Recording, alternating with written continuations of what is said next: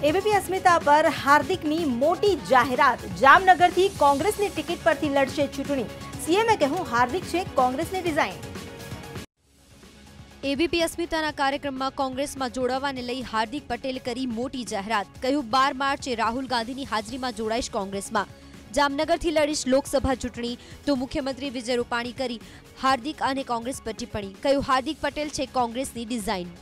અત્યાર સુધી ઓફિશિયલી જે પાર્ટી સાથેની વાતચીત છે ત્યાં જામનગરની ચર્ચા છે, જામનગરથી ચૂંટણી લડવાની છે। પાર્ટીએ સંપૂર્ણ એના માટે મંજૂરી પણ આપી છે, પણ મેં કહ્યું એ પ્રમાણે કે કોર્ટની કોઈ ગૂંચવણ નહીં આવે તો ચોક્કસ હું જામનગરથી ચૂંટણી લડીશ। અમે તો પહેલાથી કહેતા આવ્યા છીએ, વર્ષોથી કહેતા આવ્યા છીએ કે હાર્દિક ટોટલી કોંગ્રેસની ડિઝાઇન જ છે।